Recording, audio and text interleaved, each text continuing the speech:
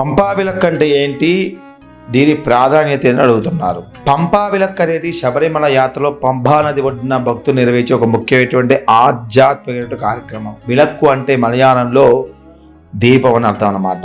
ఈ ఆచారం ప్రధానంగా మకర విలక్కు ఉత్సవం రోజున లేదా ముందు రోజు సాయంత్రం జరుగుతూ ఉంటుంది.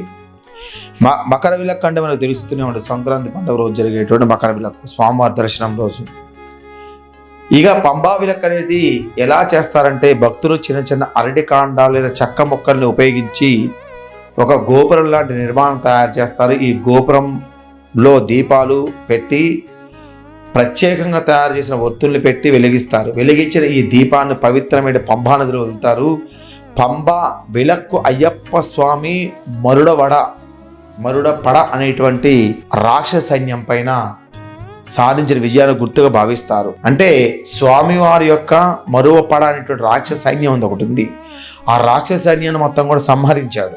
దానికి ప్రతీకగా పంపా నదిలో ఈ యొక్క విలక్కు అనేది వెలిగిస్తూ ఉంటారు. సాయంత్రం వేళ వేలాది దీపాలు పంపా నదిపై తెలుతూ నది నీటిపై వాటి ప్రతిబింబము కనిపిస్తుంటే చాలా దృశ్యం అనేది ఎంత మనోహరంగా ఉంటుందంటే భక్తితోని మన మనసు మొత్తం కూడా నిండిపోతుంది.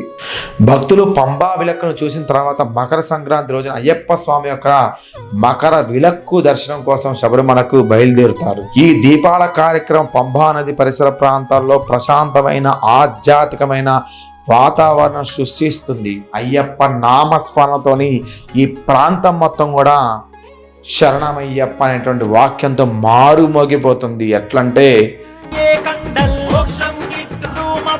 అది ఏ విధంగా అంటే పశుపక్షాదులు మొత్తం కూడా ఆశ్చర్యపోయేటువంటి నామస్మరణ అక్కడ జరుగుతూ ఉంటుంది. అనాథ రక్షకనే శరణమయ్యప్ప.